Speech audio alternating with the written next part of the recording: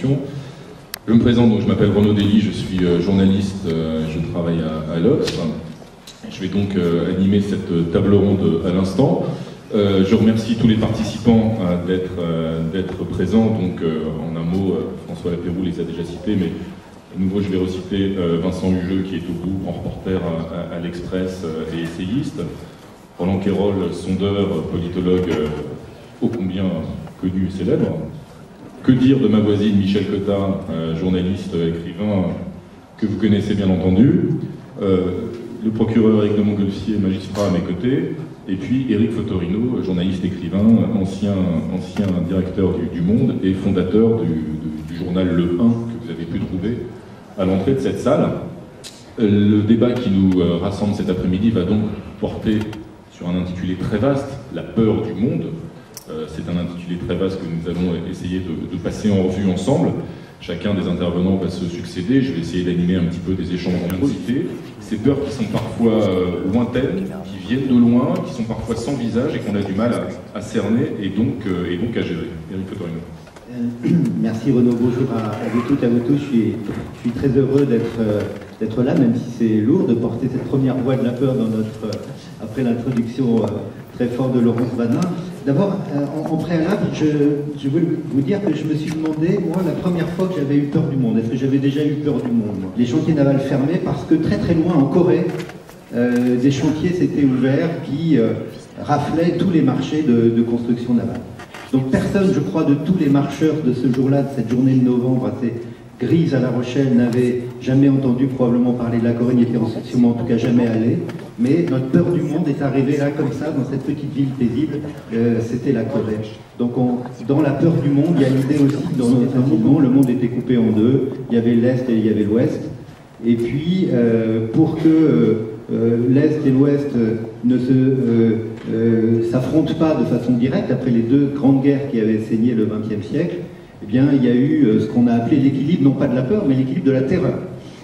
C'est-à-dire qu'avec la dissuasion nucléaire, chacun avec ses grosses bombes mortifères, on pouvait se dire que la peur était tenue à distance, était tenue en respect, si on peut dire ça comme ça. La langue française a quelque chose quelquefois d'assez insolite, le respect vis-à-vis de la peur et de la menace.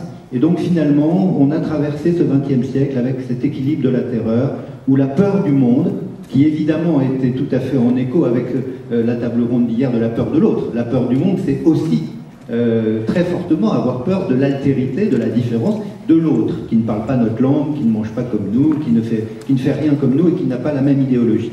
Donc ce XXe siècle, finalement, a été vécu sur une peur du monde qu'on pouvait cartographier, qu'on pouvait identifier. Il y avait des états-majors, il y avait des politiques, des stratèges qui vous disaient la peur, elle est là. Et puis, on se souvient des missiles, des Pershing, des SS-20, de toutes ces choses-là.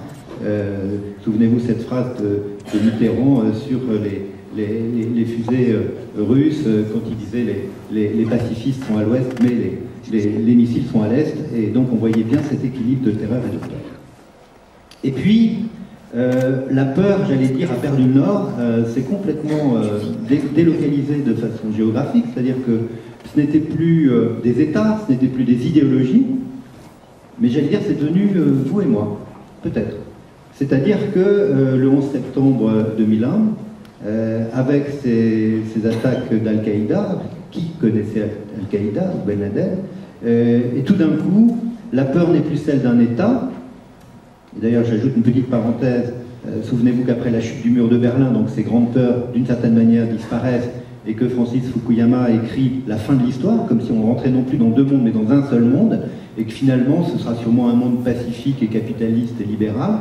Finalement, 2001, les attentats du 11 septembre, nous amènent une autre peur, que certains ont analysé à travers le livre d'Huntington, Le choc des civilisations, même si on lui a fait dire des choses qu'il ne disait pas. Et finalement, la peur prend un autre visage, j'allais dire, elle ne prend aucun visage. C'est-à-dire que la peur du terrorisme, c'est quelque chose qui peut surgir ici ou là, à tout moment, à tout endroit, et qui peut venir vous frapper au cœur du cœur, c'est-à-dire qui peut venir frapper le temple de la finance, de l'économie capitalistique, à travers ces grandes tours du World Trade Center.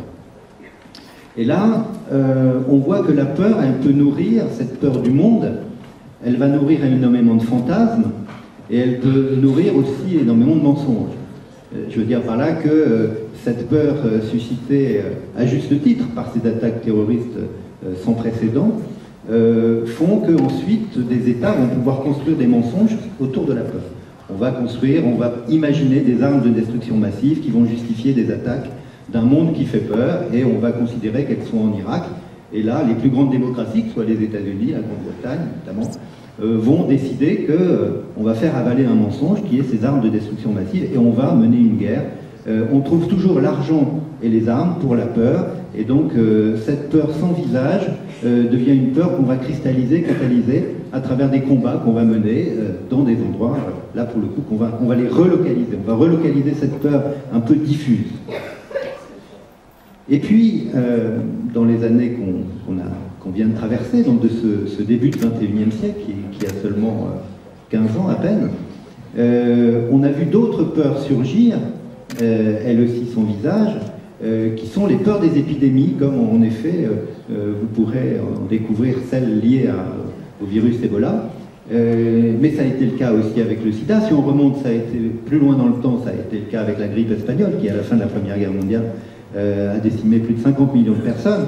Donc, et là encore, c'est la peur du monde, c'est la peur d'un autre, mais d'un autre qui voyage de façon diffuse, à travers d'abord des bateaux, à travers des voyages et des voyageurs, la notion de quarantaine, de mise en quarantaine, et puis dans les temps modernes qui voyagent à travers les avions.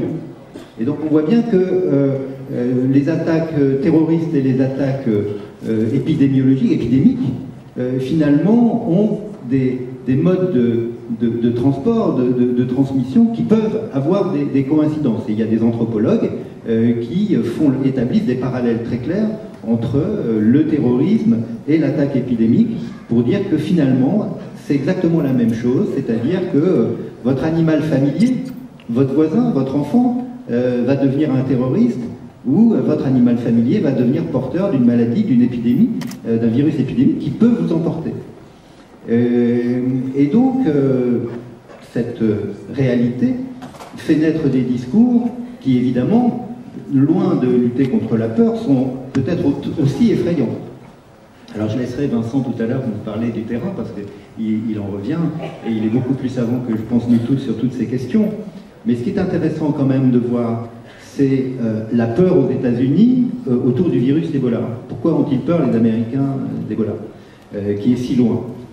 Parce que, évidemment, il y a une sorte de fragilité presque intrinsèque de l'Amérique, depuis qu'elle a été attaquée en 2001. Cette fragilité liée au fait qu'elle s'est toujours vécue comme une île protégée par deux immenses océans, et puis d'un côté par un prolongement d'elle-même qui est le Canada, et puis d'un autre territoire d'arrière-cour de domination de l'Amérique latine. Et puis tout d'un coup, elle peut être attaquée par les airs, par le ciel, et par des agents pathogènes qui circulent, et évidemment, l'épidémie en est un. Et puis vous avez des discours autour d'Ebola en France, où vous entendez, par exemple, Jean-Marie Le Pen parler de Monseigneur Ebola qui pourra trouver la solution à l'immigration. Donc vous pouvez voir comme ça, de proche en proche, ces craintes qui sont instrumentalisées. Et finalement, je ne sais pas si Philippe Grimbert est arrivé, mais il a écrit un très beau texte dans le journal que vous avez sur Ebola, où il dit que finalement, on invente un vaccin géographique. Le vaccin géographique contre l'épidémie, qu'est-ce que c'est? C'est de fermer les frontières à ceux qui sont porteurs potentiellement, et c'est donc les autres. Et souvent, comme c'était le cas pour le sida, au départ, la naissance du sida, c'est le cas pour Ebola, c'est l'Afrique. Donc finalement, il faut se prémunir de l'autre africain, et on va fermer des frontières ou contrôler pour ne pas être contaminé, pour ne pas risquer la mort liée à cette épidémie. Donc, si vous voulez, on voit bien dans ce XXIe siècle que la peur du monde, elle n'est plus celle qui était tenue par des idéologies, hein, celle par exemple du communisme, ou des fascistes, des dictatures, mais elle vient à la fois par ces attaques terroristes qui peuvent surgir à tout moment, et par ces attaques épidémiques qui, de la même manière, peuvent surgir à tout moment. Et pour terminer provisoirement cette intervention, je voudrais dire que pour le reste, Il y a évidemment ce que Renaud Dely a juste mentionné pour lancer le débat. Il y a le monde qui vient, le monde qui s'invente sous nos yeux qu'on ne comprend pas encore et dont on a tendance plus à voir les périls qu'à voir les bienfaits. Et cela vient pour nous, Français en tout cas, d'un phénomène qui est assez clair historique. C'est qu'on peut dire que le XVIIIe siècle, pour être limitatif dans le temps, a été français. On parlait français dans toutes les ambassades du monde. Il y a eu les Lumières, il y a eu la Révolution française qu'on a exportée. Le XIXe a été anglais, avec évidemment la puissance maritime et puis la puissance industrielle. Le XXe siècle, puisque l'Europe a été saignée par 2 guerres successives, est devenu américain, avec une puissance à la fois économique, industrielle et culturelle, qui est devenue culturelle. Et on voit bien que le XXIe siècle est en train de devenir, manifestement, en tout cas pour le début, un siècle asiatique, un siècle avec de pays émergents qui sont loin, etc. Donc, cette peur du monde exprimée en France et du monde qui vient devant nous est aussi une peur du déclassement, de la perte d'influence et de la crise d'identité. Voilà ce que je voulais dire.